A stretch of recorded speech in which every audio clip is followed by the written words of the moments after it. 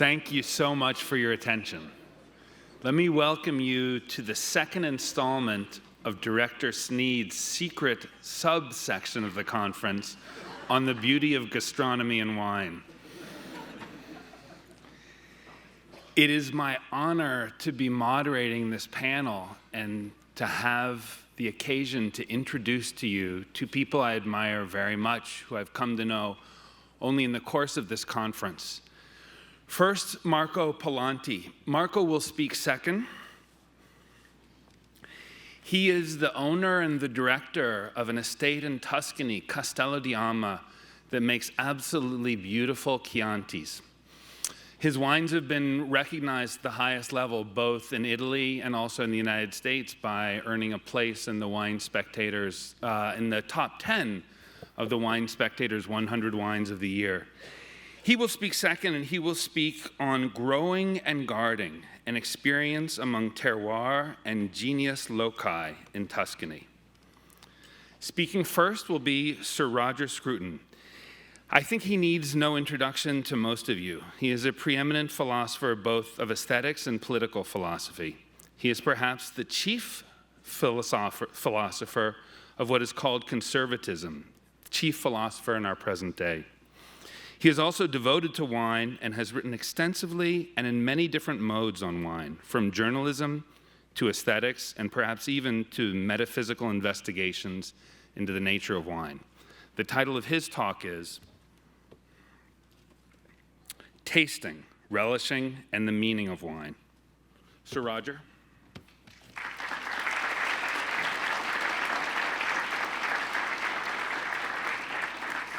Thank you very much, and thank you to the organizers of this wonderful conference for inviting me in an extraordinarily populous quantity of dissidents, all of whom seem to be aware of the fact that they don't belong in the modern world and are quite cheerful about it.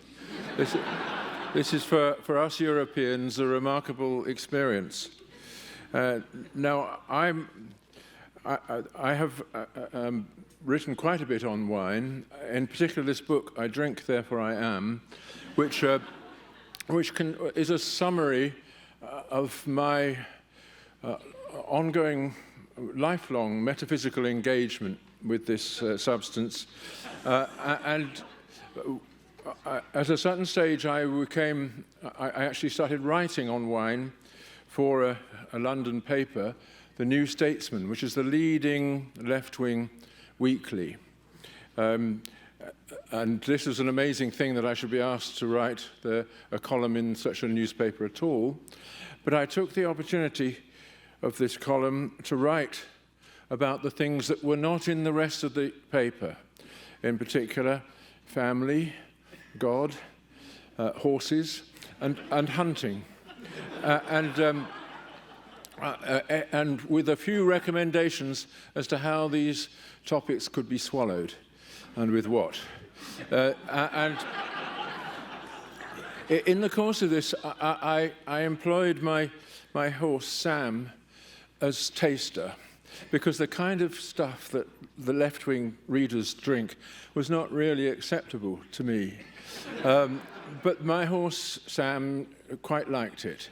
And he made discriminations between the rough Valpolicella one week and the rough Rioja the next. So I got a sort of idea as to how to recommend these wines. But what came across vividly from Sam's performance when he was presented with his oats duly anointed was that he did not relish the taste of these things at all. He preferred one taste to another, but there was no such thing as relishing, because there was no way in which he was looking in this wine for anything other than how it tasted. There was no way in which he was trying to put this consciously into his mind as an object of interest. And that gave me a thought, yes, really, to understand wine, we have first of all to understand why we are so different from the other animals. We do taste things, but we also relish and savor our tastes. And in certain ways, wine, of course, has encouraged people down the years to do this, and a whole vocabulary of so-called criticism, pseudo-criticism really, has dominated the topic. So that's what I'm going to talk about. I'm going to talk about some quite dry philosophical things in order to counteract the wetness of the subject matter. So the topic of beauty challenges us in many ways. There is a connection, as we all know, between beauty and pleasure. In some way, a beautiful object pleases us. But it's also, there's a connection with emotion. We are moved by beautiful things, and we find in beautiful things the icons of our own states of mind, our own emotional life. There's a connection between beauty and knowledge, and I think this is something which particularly impressed Plato and all the philosophers downstream from Plato. There's a connection with ethical judgment. Between beauty and ethical judgment, which was raised yesterday, of course, by Professor Hart and Professor Headley. And there's a connection with religious experience, of which is very obvious from all the topics in this conference. Now, wine helps us to explore these connections because it lies in some way at the edge of our experience of beauty. It's like the experience of art, but unlike it. It's partly contemplative. When we relish something, we are contemplating, but we're not contemplating the taste quite in the way that we contemplate a work of art when moved by its beauty. And one sign of this is, of course, that we consume the wine that's in our mouth. I mean, real wine experts, I've had the misfortune to observe, actually spit it out in order to have a clear and unpolluted knowledge of the thing. To my mind, a great waste. But at least we can say that when confronted with the Mona Lisa, we are not tempted to eat it. And this is an important difference. We don't consume beauty. And those things that we do consume are, as it were, not sufficiently detached from us to be genuinely beautiful. So I'm fairly skeptical about wine, not about its value, but about its cognitive status. And I've always been surprised by the number of people who have come forward in the wake of this book, I Drink, Therefore I Am, to argue against me that wine is an art form addressed to its own variety of aesthetic discrimination. Now, I think this issue is deep and important, especially for Christians. And I think we should begin from a distinction among pleasures. Now, here is a warning note. I'm an analytical philosopher by training. Fortunately, my sense of humor has enabled me to transcend that training. But nevertheless, I still retain the need to make distinctions. All analytical philosophy begins from distinctions. So I want to distinguish among the various kinds of pleasure. First, there is sensory pleasure. When you sink into a hot bath, or when you feel the breeze on your face, or when you scratch an itch and get relief from your scratching. These pleasures are pleasures in the body, usually localized on some particular part of the body. They don't involve thought. They don't have what philosophers call intentionality. In other words, they're not about the world, have no referential content. And they are passive. They're not willed. They're not things that you do. These are things that you feel and experience against your will. And this is quite unlike intentional pleasures, pleasures which are about something. And pleasure at your own success, for instance. When a state of mind is about the world, it opens the possibility to mistakes. You know, you go to the school sports event and you see your son in the distance winning the long jump, and you feel huge pleasure at this triumph. Then someone tells you actually it was your son's look-alike, and the pleasure goes. The pleasure was a mistake. And this fact about intentional pleasures means, of course, they can be reasoned with. You can say, look, it's not right to feel quite so much pleasure at that impertinent little brat that you produced, doing yet again some achieving thing that humiliates his colleagues. Why not moderate your pleasure and improve him as a result? That sort of thing. So we argue about intentional pleasures, but we can't argue about sensory pleasures. This is an important distinction between them. And of course, there's all kinds of other cases in between or beyond those two. When you take pleasure in another person, you're just pleased at that person. And this happens in company all the time. It's not exactly that you're pleased about him or pleased that he exists or anything like that. It's just your response to him is one of engagement, a pleasurable engagement. But it still has intentionality. It's directed towards him. And it's not a sensory thing at all. And then there are the really difficult cases, erotic pleasure. Pleasure of a kiss, for example. This is not pleasure in the mouth, as though it was simply a sensory pleasure inspired by touch, nor is it a pleasure that the other person is doing this to you. It's something in between these. And sexual feeling in general lies between the sensory and the intentional in a way which is very puzzling. And I wrote a whole book on this, sexual desire, once, on the intentionality of sexual feelings, partly by way of countering the modern heresy, which sees sexual pleasure as a purely sensory thing, a thing that occurs in a part of the body, a titillation for which we engage all the strategies of our being in order to achieve. Now, that's another theme, of course, the theme of the intentionality of sexual feeling. But it is very interesting to recognize that sexual desire and sexual arousal, all those things have intentionality. They're not simply sensory things. So what about wine? Where does it fit into all this? It's not like a hot bath. It's not a pleasure in the mouth either. It's not the pleasure of drinking and eating. This is a very important fact about it. It is a real pleasure, and it is to do with our sensory embodiment, but it doesn't occur in the mouth or anywhere in particular. It comes through the mouth, but just where it is a mystery. It's a mystery that remains however much you talk about it.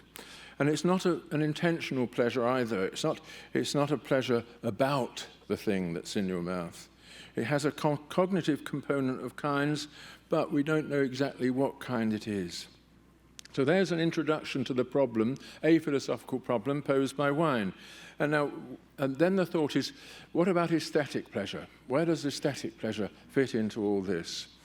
Aquinas says reasonably that aesthetic pleasure, he doesn't use that word aesthetic, which only came into the philosophical vocabulary in the 18th century, but he talks about beauty, in fact. But what he means is, nevertheless, best expressed in terms of the aesthetic. He said that aesthetic pleasure attaches to the senses of sight and hearing, because these are cognitive.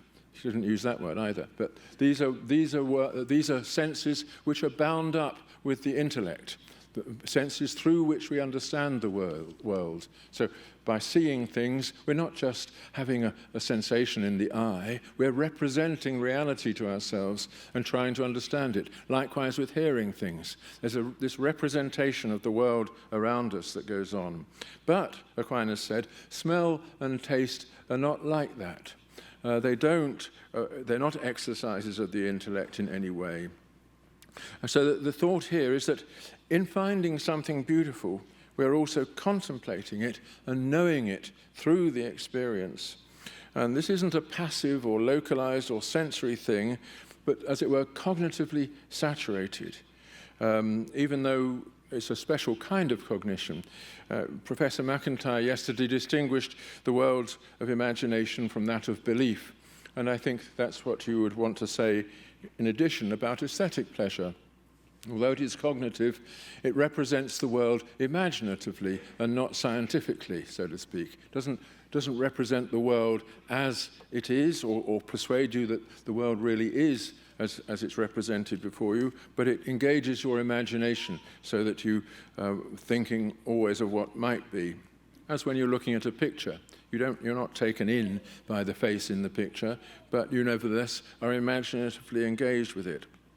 So Aquinas is one of many philosophers, Plato and Hegel agreed as well, who said that smells and taste cannot really rise to the level of cognitive enjoyment, so that there isn't a real art of smell or of taste. Now, that does sound severe, and the Japanese, of course, have little art forms like the incense game, which seem to dwell on these transient, ephemeral experiences and seem to compare in some ways, at least, with our artistic enterprises. But nevertheless, the very ephemerality of what they produce suggests that there may be a truth in what Aquinas and others have said. So here's some thoughts. First of all, smells against looks.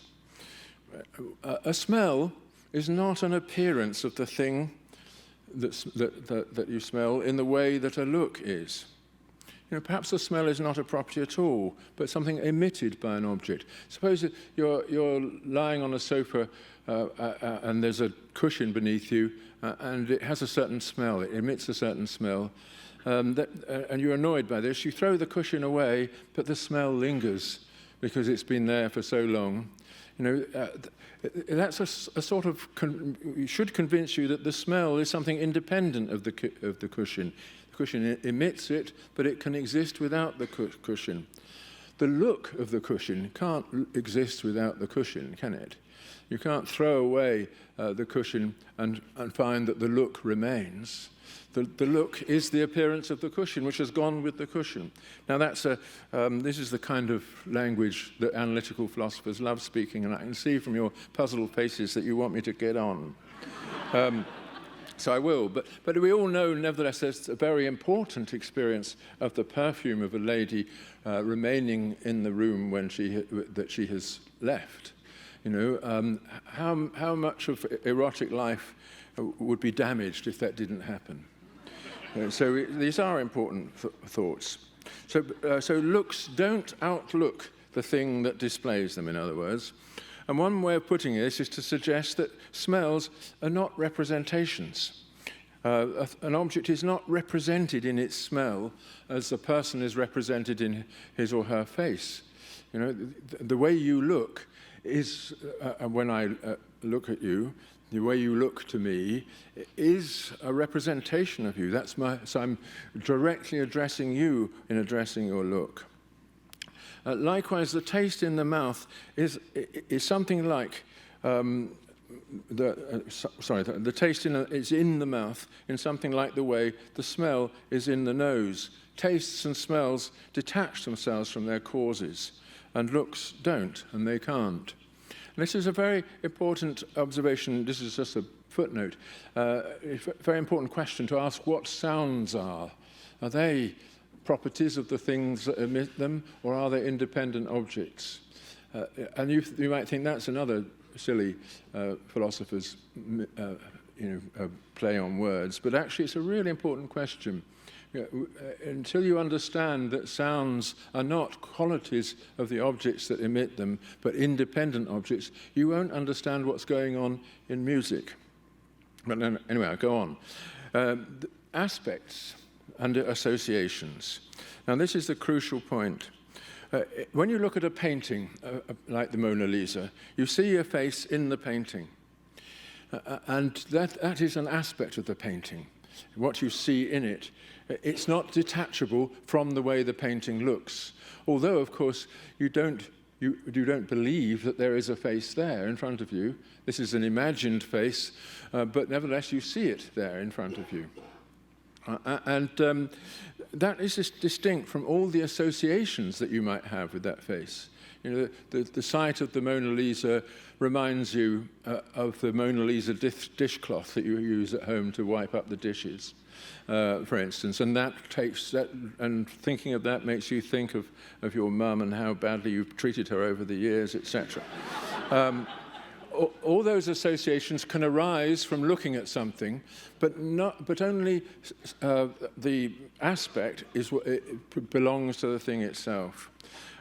So when you see a landscape in a painting, you might associate that painting with all kinds of very important things, the landscape of your childhood, your dreams, your sense of where peace would finally be obtained, and so on. But that's not what you see in the painting. What you see in the painting is the trees, the pond, and all the other things that are that are being portrayed. So some associations, however, seem closer to the thing than others. Obviously, your reflections about your mother on seeing the Mona Lisa are very distant from the thing. But a painting of a landscape, say, might promote melancholy thoughts, and at a certain point, these melancholy thoughts might seem to inhabit the landscape, as though you find them in the painting and not just as associations. And this happens all the time in our experience of art, that the aspects of things, when they're fully imagined, like the face in the painting, those aspects accumulate a kind of moss of associations which cling ever more closely to them and become, as it were, part of the meaning. Now, so you see the sadness in the painting. You hear the sadness in the music. Now, tastes and smells obviously do have meaning for us, but is this meaning more like an aspect, you know, that you sense the meaning in the smell, or is it just an association? Now, actually, I would argue that it's much more likely to be an association and always tends in that direction. And this is one of the reasons why smells and tastes have for us the meaning that they do, that they take us on a path of association, but don't accumulate intrinsic meaning in themselves.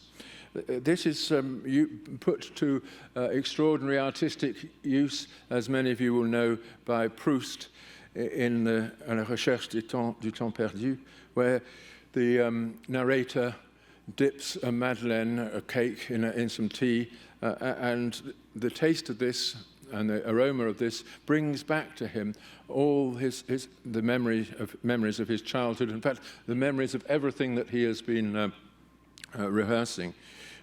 Everything he goes on to rehearse as well. So that's obviously association. You know, the Madeleine doesn't taste of his mother, but he immediately brings his mother to mind.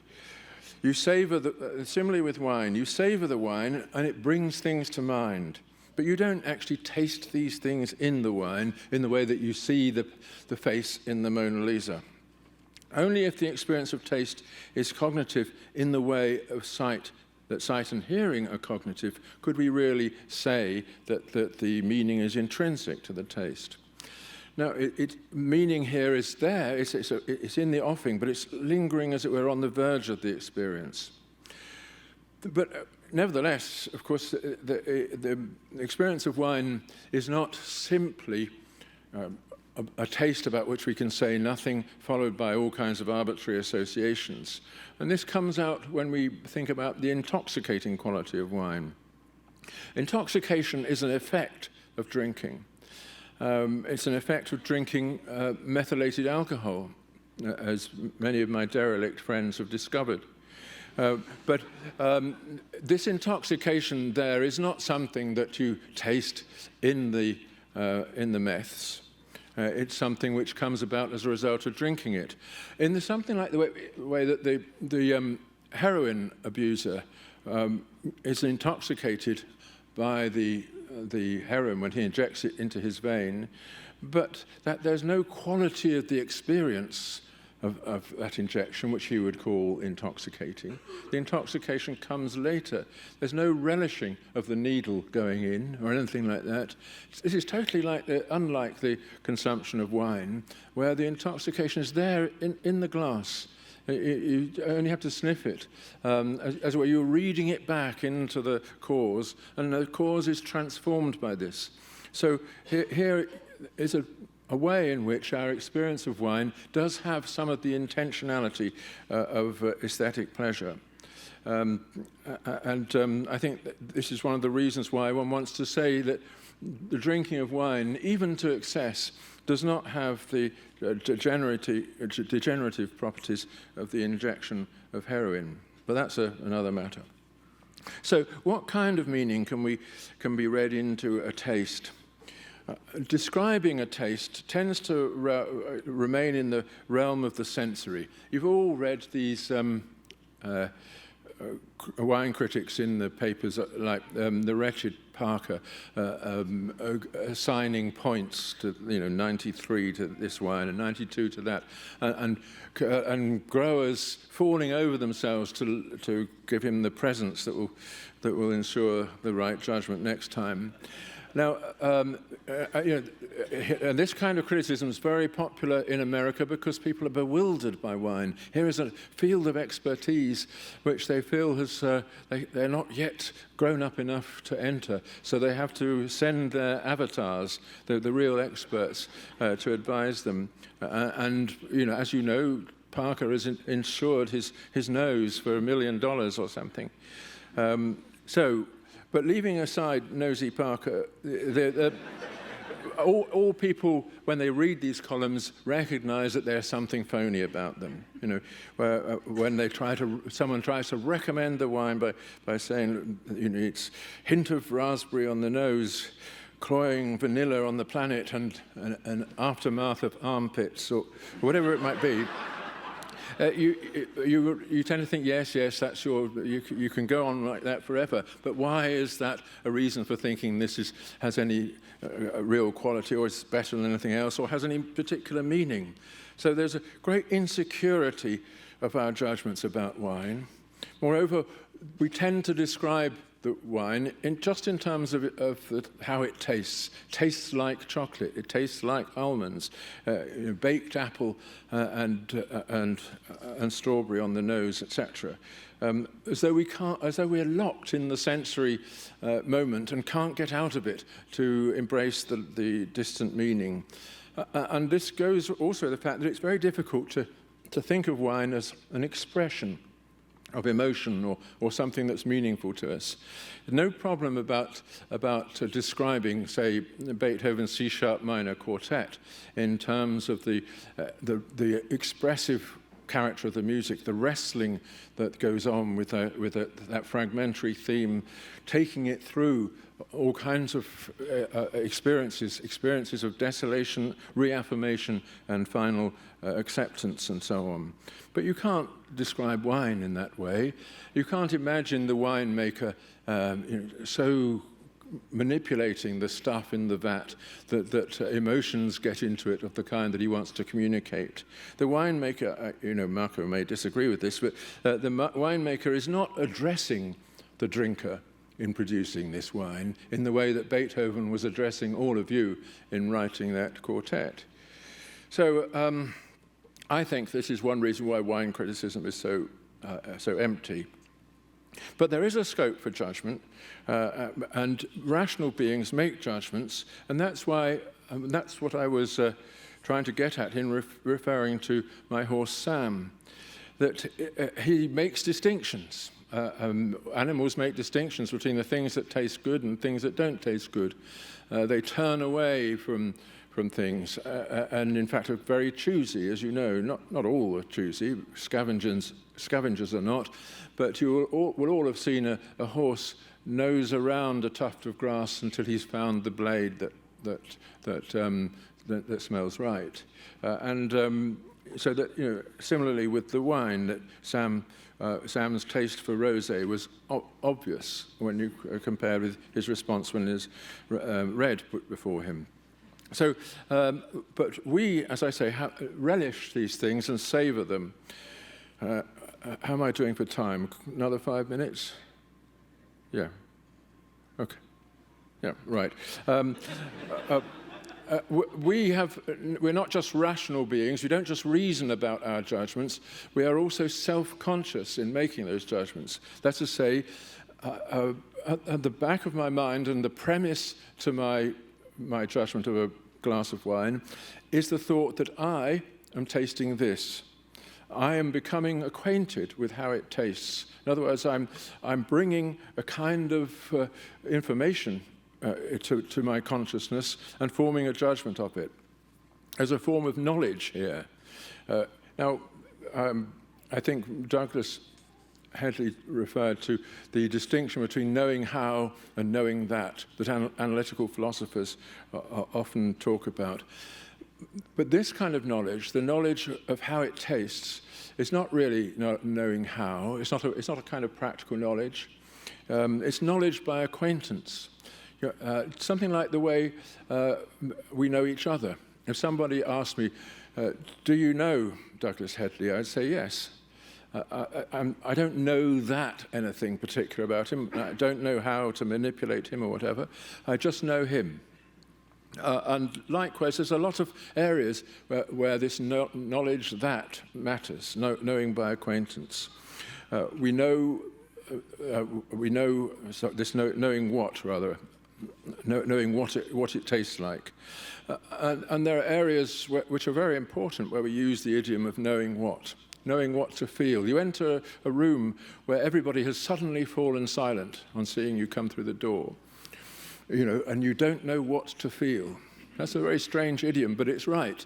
There's a bit of knowledge that you need here, and it's a knowledge about how to respond, what to be in the eyes of these people, etc. A very complex piece of practical understanding.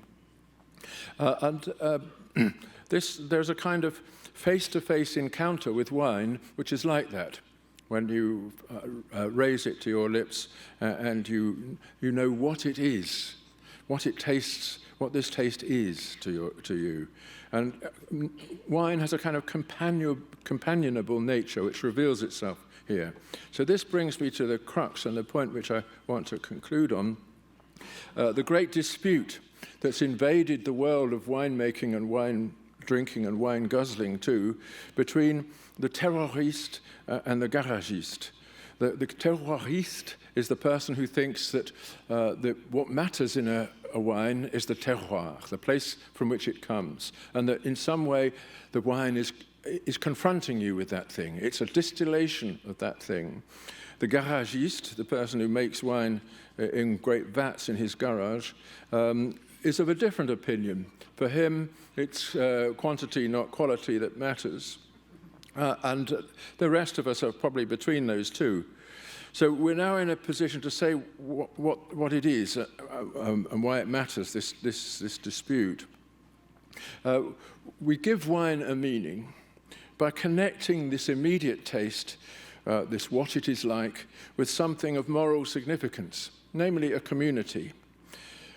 The reason why all that wine speak of the Parker kind is a sin is because it ties wine simply to other tastes. It goes on, as it were, emphasizing the sensory quality of this and emphasizing the nature of wine as a temptation to indulge yourself, a constant rolling around in the mouth of the thing that attracts you.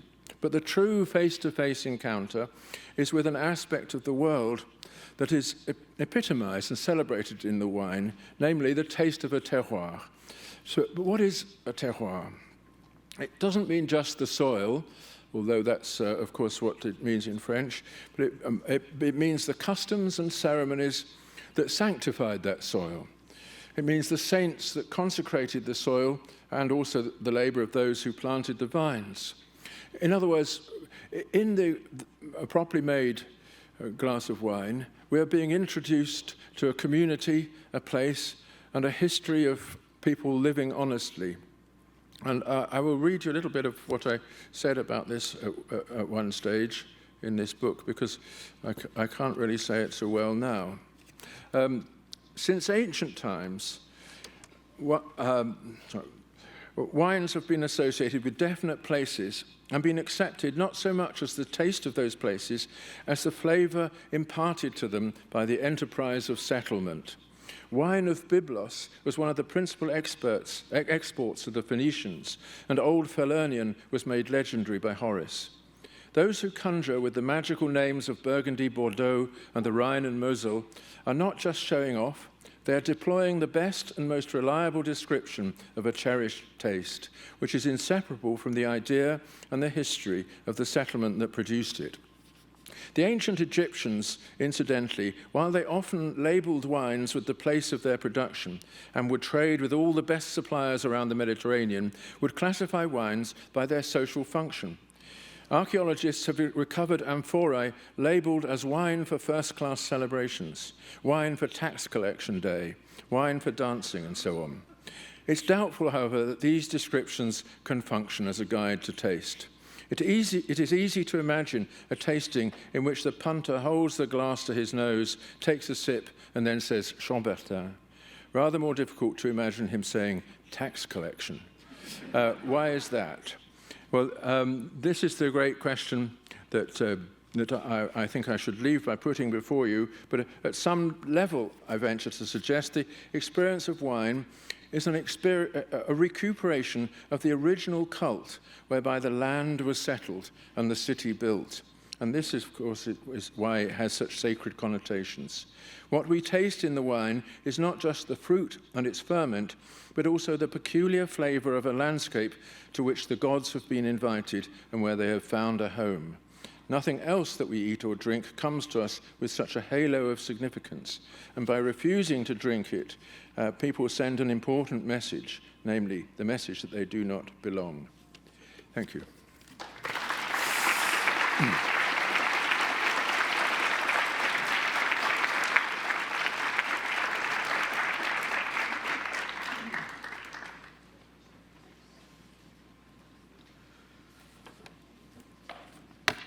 It's not easy, huh?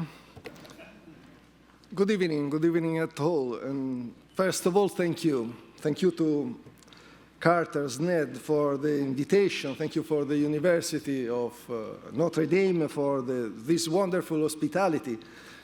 Thank you to Professor Scruton. I am a fan, or I'm a reader of the book of the professor, and so it's a great honor for me to be here with him. But thank you also of all of you. You have the patience to stay and to hear me. I am a winemaker, and now the question is, why? Not why I'm a winemaker, but why I'm here. What I am doing here. Sappho, the first female figure of the European literature, has said, beauty is what you love. And so probably I'm here because I have had in my life the unique opportunity to put together my three most important, my greatest love. The wine, my wife Lorenza, don't worry, I haven't any intention to speak about her, and the art. Probably Sappho, the interpretation of Sappho is not in the relativistic sense. Everything, the beauty is everything you like it. But for me, because the beauty asks a total involvement with her, with it. And I got it. I was born in Florence, and born and grow up in Florence, you are constantly surrounded by the greatest, most appreciated, admired artworks of the world. In the same times, I have a passion of the wine. I study agriculture, but really, I don't like the totally agriculture. I like especially the wine. And so I was lucky, and in 1982 I entered to Castello di Ama. few words to describe where is Castello di Ama. Castello di Ama is a very small village, very teeny village, positioned in the heart of the Chianti Classico region between Siena and Florence. We are a little bit more close to Siena, where the hill is so beautiful and the forest is together to the olive trees and the vineyards. And the property was bought, the Castello, in the early 70s. 3 families from Rome they are not so interesting to the wine business, but is interesting to the beauty of the place. But one of them discovered the French wine and convinced the other to invest. And so became the investment. In mid-70 was made a lot of vineyards. In 79 was finished the cellar, and the cellar is really fantastic. Is up to date today. Everything is still with the control of the temperature. It's a fantastic, for this, that period was really unusual to have a cellar like this. And when everything was finished, they start to look for the winemaker, and so I am arrived. And at that time, the Chianti, probably now for the more of you are very, very young, but at that time, Chianti is not so great wine. Oh, sorry, you can, see. I have some photo to show. And is a wine, it's impossible to age it, it's becoming orange very fast, it's acid, it's scorbutic, it's tannic, it's very difficult. And so I have had the opportunity to go to the University of Bordeaux to make my specialization in winemaking. And at that time, I entered in the best cellar in the world, Margaux, Mouton, because one friend of the owner is the ancient winemaker of Mouton Rothschild. And so every time I try to, I have stolen what I can, and I bring everything at home. One thing I have understood is the different origin of the grapes. And so I divided the property in small plots, and we start to make the vinification separated, and we discover the originality of the Sangiovese. You know, Chianti Classico is overall Sangiovese. Sangiovese is the most important variety for the Tuscany. Have just did the eclecticity, because with the Sangiovese in Tuscany we produce Brunello, we produce Chianti Classico, Nobile, but we discover that the Sangiovese have this originality also in the single estate. And so we start with the tradition, but we try to carry on in the future only the best of this tradition. And so we put over the Sangiovese. In the same times, we put the innovation, and we look for if some other variety can do something very interesting. And we was the first to introduce the Merlot in Tuscany. And it was a fantastic thing, because the Merlot have found in Tuscany a very beautiful place. My wife arrived in 1988. She is the daughter of one of the owners, and we becoming easily wife. We married, and in 1996, and now we have 3 children, and we manage all the estate. The vinification separated of the different plots show me the value of the terroir. The professor have just explained what is the terroir, but the terroir is really very important for the winemaker, because, you know, in this moment in the wine world, it's very easily to drink good wine. Also, it's more difficult to drink bad wine. The problem is when the wine have the soul or without. And this soul is only the terroir can give. To give you an idea, for me, the goodness is not the finality. It's important to be good, otherwise it's impossible to sell. But anyway, the goodness is a medium to explain you where I come from.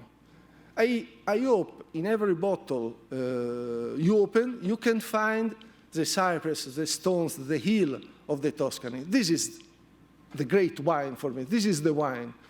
Otherwise, I don't understand. If the wine haven't this character, I don't understand where is the balance between the beverage and the wine. If I ask you what kind of wine you prefer, and I prepare this wine for you, you continue to call this wine? No, for me, this is becoming beverage. Beverage made with the grapes, but is still beverage. And so a vineyard without terroir, for me, is like the consecrated church.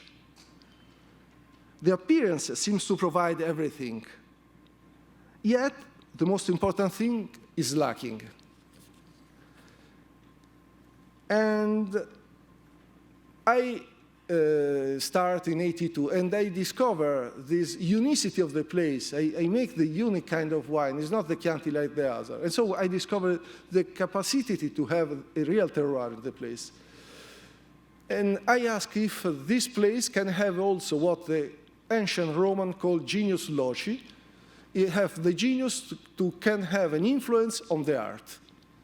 And the project is very simple, is to put the artist in the same condition of the winemaker. And so we invited one artist each year, visit with him the property, the cellar, the garden, the house, smell the air, speak with the person, drink the wine is important, otherwise it's difficult to speak. And later he makes something site-specific. And so it's something born here and not in another place, like my wine. It's a sensibility of the artist, make different things. In this photo, you can see we have blended everything.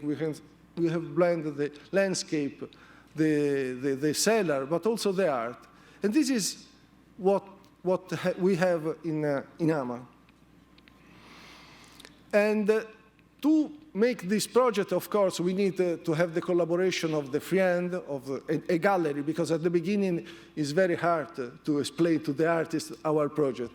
And we have to say thank you every time to the first. Is an Italian artist, is a very famous Italian artist from Arte Povera, is Michelangelo Pistoletto.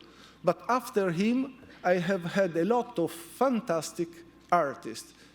Daniel Buren, Anish Kapoor, Louis Bourgeois, Ilya Kabakov, Hiroshi Sugimoto, the last one is Liu Fan. And everyone it's amazing because this connection we have with this person is become his partner of the project. It's not the commission. It's something born for the friendly, because the artists understand what we are to do. And so, for example, I don't know if it just appeared, but Daniel Buren is a very important, remember, is the artist, make the Palais Royal in Paris, make in the square of the Palais Royal, makes a very discussed installation. When he went at Ama, he saw two things. The first one is the garden. The garden make like the new room, and the house. We have two beautiful houses of 18th century, open to outdoor with the garden. And the second is the landscape. The landscape is the same landscape of the painter of the Renaissance. And so we try to put the landscape inside the installation. We make a wall 23 meters high, 2 meters and 10 to 2 meters and 60, with 5 big windows. And we have the mirror in this part, and you have the reflection. The mirror is becoming like a third eyes. You can see through the windows, you see you in the mirror, but you see also what you have behind you. And the big windows becoming the painter. And this painter change with the light, with the light during the day, change with the season, sometimes with the snow, sometimes with the rain. And this is really something very important. I said this because this project is important for me to make the wine, because this open mind this artist can give me is fantastic. For example, another artist is a young South African artist, Kendall Gears, make a great, in red, the color of the wine, revolution. Because overall, we work with the revolution of the season, but also because we did a revolution in the Chianti Classico region. We did something revolutionary. But in the same time, Sitard, L, and he, you have love. Is a revolution bring with love. And this is another, is a little bit strange, because you can find this in the cellar of 18th century. But believe me, it's something very fantastic. When the art arrived to this level of compromission with the place, is something outstanding. The project is simple. It's come from the Renaissance. Ask someone to paint the ceiling, and this one is Michelangelo. And we try to do with the artist, with the best artist now. And I love the contemporary art, because contemporary art and wine is very similar for me. You can you can drink a glass of great wine without any attention, like a beverage. Or you can ask to the wine what the wine have to tell you. And the same thing is with the contemporary art. You pass over this wall, for example, or this is fantastic. This is Kabakov.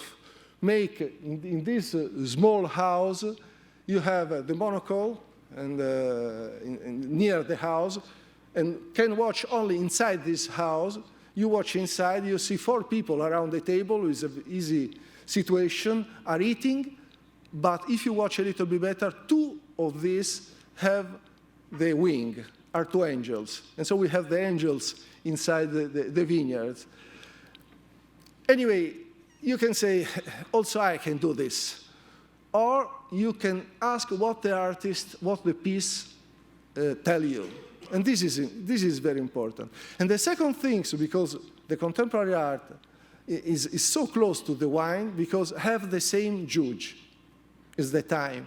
Only the time said, this is a great piece, this is a great wine. And we work in this sense to bring this period in the future. You know, I said, I come from Florence, I come from Tuscany, and you know, we have a lot of beautiful things, but sometimes these beautiful things is becoming too much heavy, and to stop everything. When you will come at Ama, you can visit the small village. It's a village made in the 17th century, and everything is remained like 17th century. And the best situation is restored, but nothing was put over. You don't see the passage of the time. I believe until the world can be saved from the beauty, this abusated mantra, our duty is that to save it. And as an agronomist, I am an agronomist, and I know that it's impossible to continue to harvest without fertilize it. And the risk for a certain moment that nothing will ever grow, therefore. And so this beauty is our fertilization, our message for the future generation. Is because I would like this place can remain beautiful also for the next 300 years. Probably not all the installations are at the great level. I don't know, I hope so, yes, but anyway, we will see. But if also only one through the time, I think we have do our mission. This is briefly our history. And only by acting in this way can we say that the action of growing a garden entrusted to us has thus been carried out to capture a vision of the world inside in the bottle, our own. Thank you.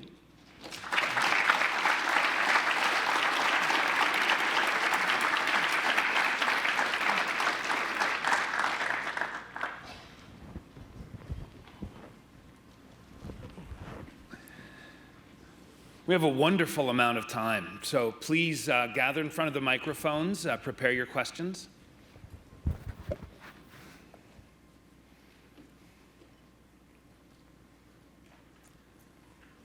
I have a question that we could begin with. I have the same profession as Marco. I'm here more as a winemaker than anything else. And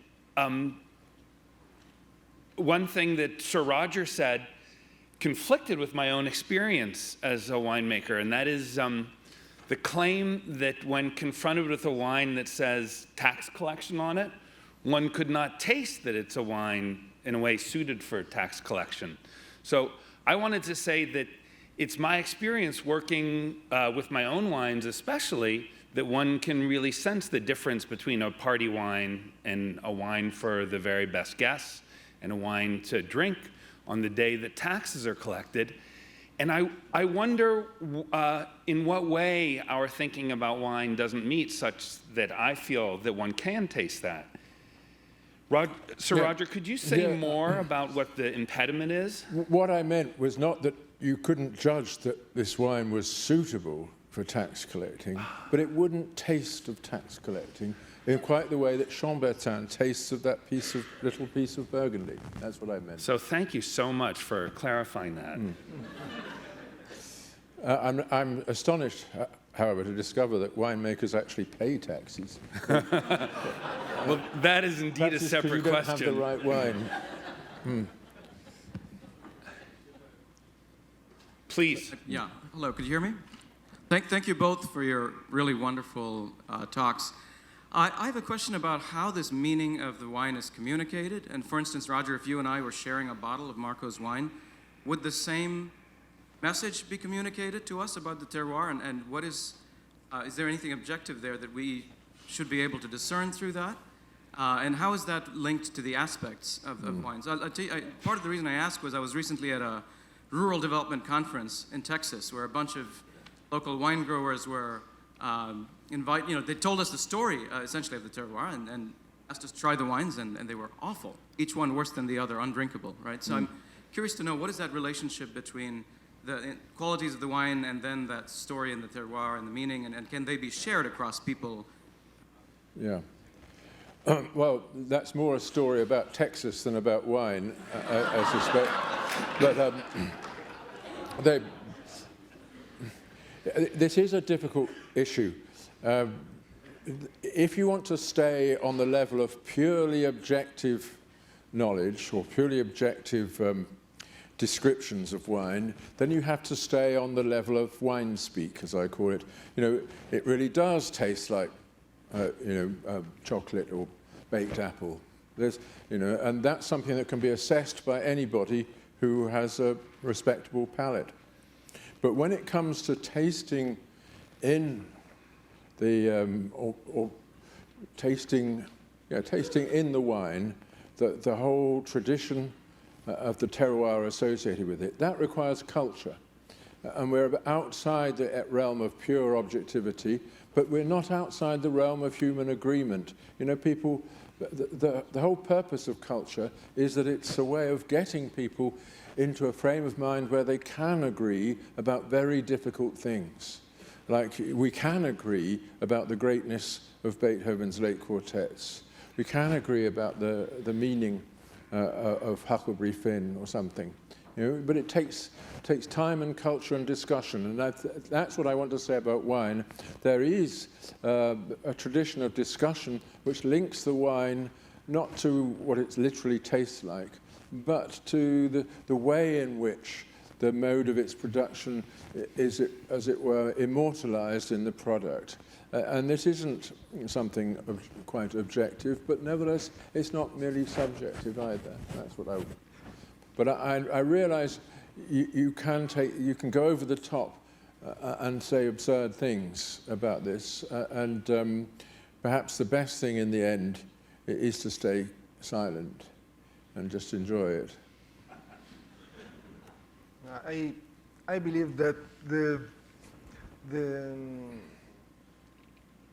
producer, for the producer, is impossible to follow the fashion, and the fashion can be followed by the consumer, not the producer. By producer, I have to try to do my best, to show my best, and after bring this on the market, and you judge. When I said before, I hope in every glass of my wine you can see the cypress, the stones, and the other things of the place. Is if you love this kind of place, you can love this wine. But please don't find in the wine your favorite wine. The wine is like Umberto Eco called opera aperta. Is something ask the collaboration of the person, of the consumer. Without this, the wine is nothing. And so when you open a bottle, you have to hear what the wine have to tell you. If the wine is a wine can say something, because not all the wine come from terroir, this of course.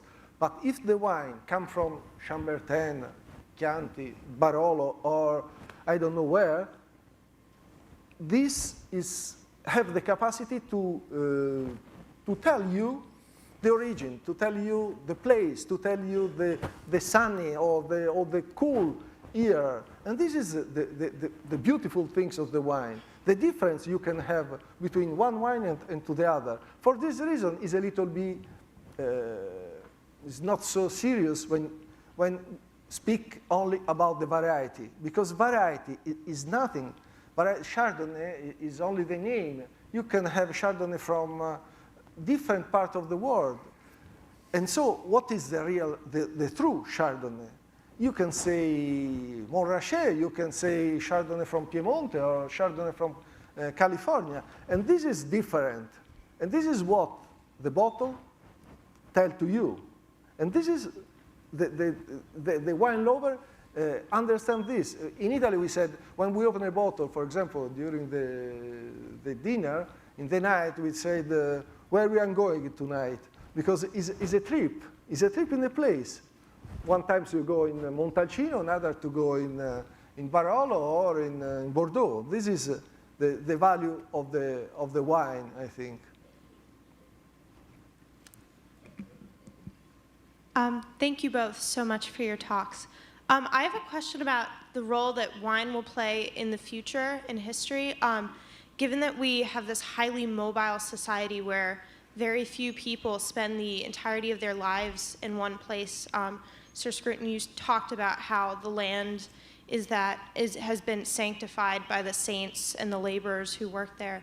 I'm wondering, when we're in some sense a very homeless society and so highly mobile, what can wine teach us about reality? And do you think that a young modern audience is receptive to that message? That's a very good question.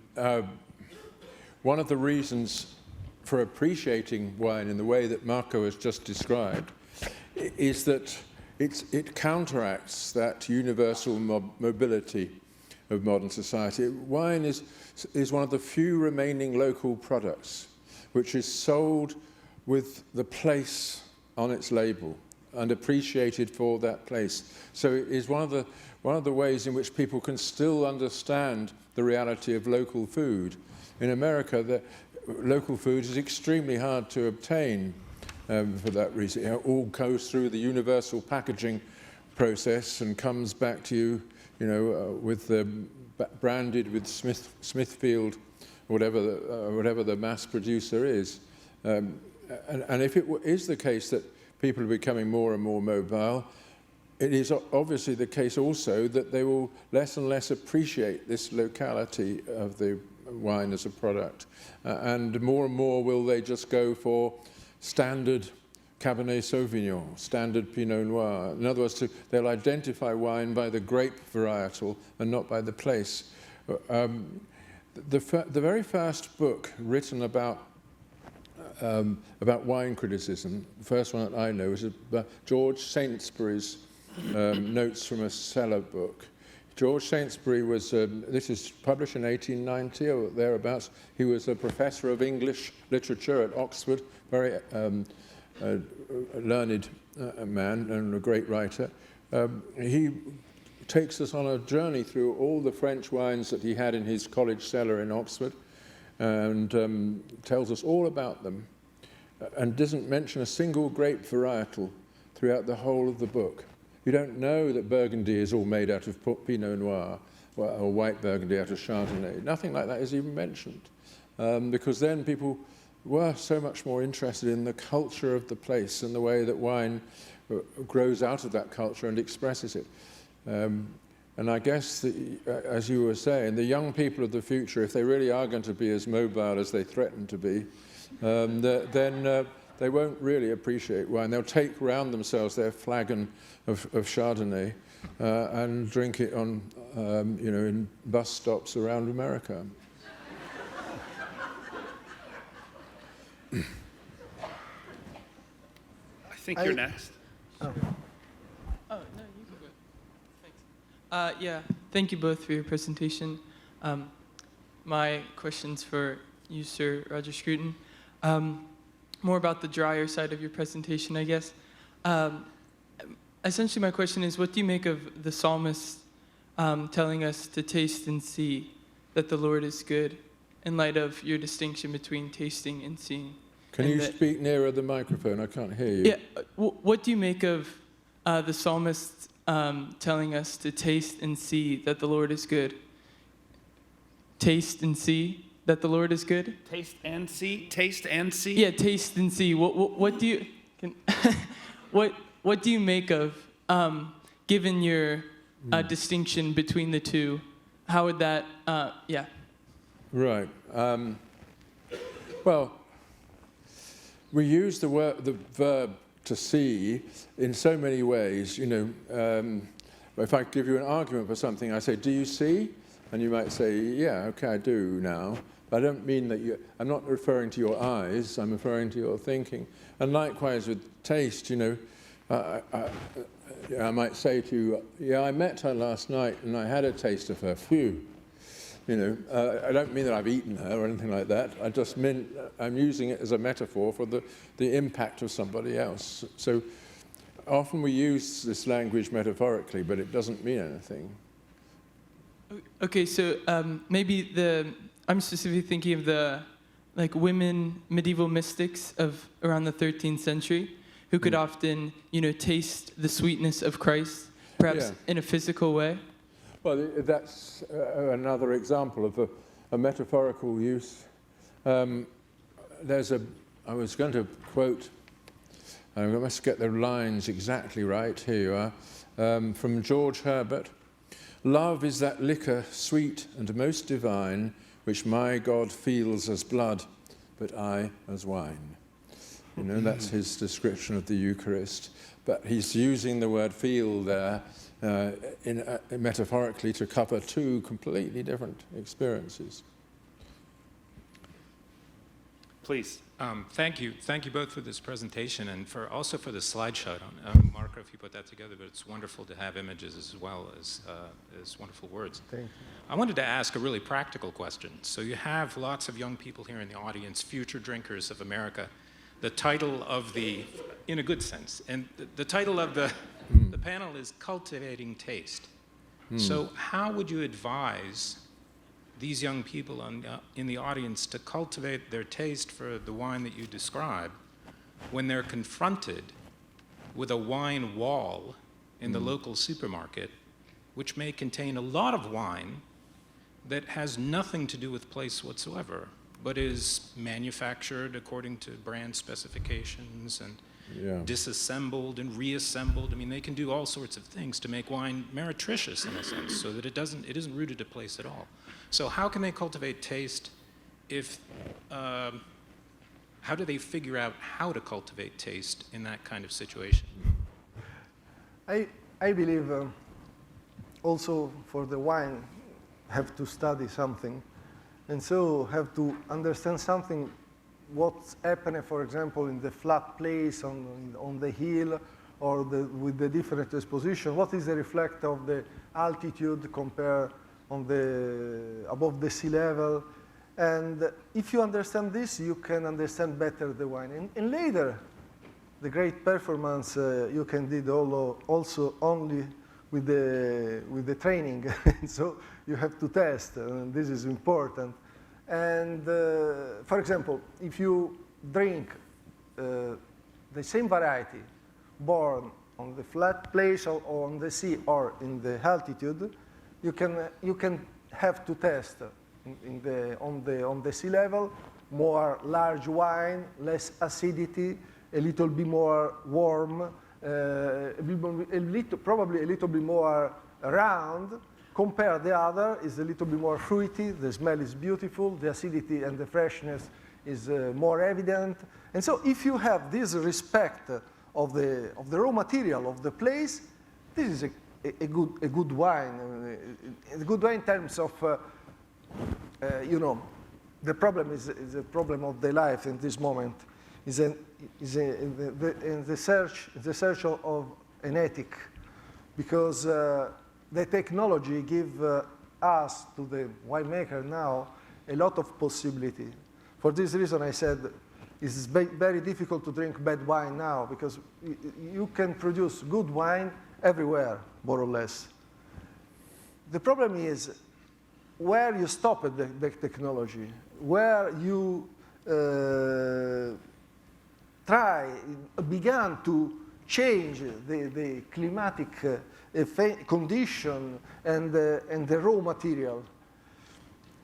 Often I said phrases dated by Rijaillet. Rijaillet was a great producer of Burgundy, and said, you have to know very well the winemaking to be able to produce without.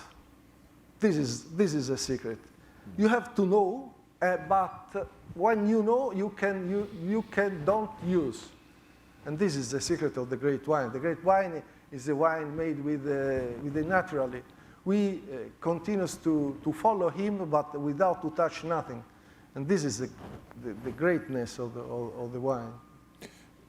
Actually, can I add something to this? Because I think the question touches on one of the disastrous legacies of American Puritanism, that young people are not allowed to drink this precious stuff until they've binged on sex and everything else. You know, all the laws are upside down in this area, young people should be introduced to wine at dinner with their family at the age of 16. The age of consent. I think the age of consent for sex ought to be perhaps 18. It should come earlier, because it teaches you so much more about real communication with strangers. But the Puritanism has a strange legacy. Americans were puritanical about sex in a crazy way, satirized, of course, by Hawthorne in Scarlet Letter and so on. They've become totally liberal about sex, but wanted to hold on to their Puritanism. So I've applied to it something completely innocent. And I feel there's a scope here for public education. Yep. We're going to take one more question, please. Oh, great. I'm really just curious, what is the best wine you've ever tasted, or your favorite? Could you describe it and why? My favorite wine? Well, it's so... Yeah. I can tell you very, very shortly one answer given by Angelo Gaia 3 wine experience ago, I don't remember. And he tells an history about Luigi Veronelli. Veronelli was the most important wine journalist of the 60s, of the 70s, is the beginner of the writer, or the wine writer. And one time, one person made this kind of question. He said, I have been one time to make a visit in Sicilia, and I have a tour in different cellars. And the first cellar I visited is early in the morning. The fresh air, the big sun, the smell of the sea is fantastic. I enter, visit, drink a different wine, and later pass some hour inside, and later go out and go to the second. The sun is just a little bit more high, and is a little bit more warm, but I make the second visit, visit the cellar, and testing other wine, and when they go out, the sun is just very hot. It's impossible to visit. And he said, sorry, please bring me at the hotel. I stay few hours because it's impossible to visit the third cellar. And so he stay in the hotel, probably sleep, and when he come out, the sun is just falling down. It start the breeze of the sea. The smell is perfect. Arrived in this beautiful cellar. Everything is green. Arrived in front of him a beautiful woman with a glass of wine. And he take this glass of wine. It's a fantastic wine. It's an incredible wine. And later he look for the lady. He loses the lady to ask her, what kind of wine is this? And so he arrived, see the lady, and says, what is this wine? This wine is the wine I prepared for you, Mr. Veronelli. And the people, and what kind it was? I don't remember. Because it's not important, the wine. In the situation is mostly important than the wine. Didn't exist the best wine of the world. For this, I agree completely with the ranking. It's a stupid method to measure the value of the wine. It's a simplicity, it's a simplification of the wine. The wine is not so simply. It didn't exist, the wine 94, the wine 98, or the wine 80. It's incredible, this kind of method. Every great wine could be the best wine in the world if you drink this wine in the right situation. The best wine I've ever had is the last wine I had at Carter Sneed's house. I agree that the situation matters, but the young lady was really asking us to rescue her from the difficult situation in which all Americans find themselves. Is there a way of choosing something here reliably? Obviously, my normal choice is white Burgundy followed by red Bordeaux. But I'm, a man of habits. But here in America, it is quite difficult to get the choice right. If you're prepared to spend $20, Californian Chardonnay at $20 is worth it. Californian Pinot Noir likewise, but I wouldn't. But otherwise, you have to take pot luck. But you could get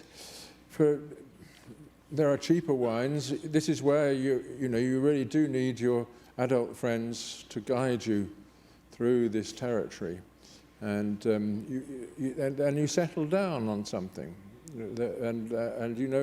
but one temptation in the wine business is always to be going on to something new, because you've got infinite variety, and the labels are so attractive, the places are so attractive, especially French wines, all named after local saints. You want to taste the different quality of their prayers. So you've got to settle on something that you can drink every day. reliably. And this is where, so you should make a distinction between what you're going to have every day, assuming that you're going to have something every day, and what you might have on special occasions. And I think if you buy my book, I Drink, Therefore I Am, it does give you some philosophical guidance on this issue. Let me express the gratitude of the conference to our speakers. Thank you so much.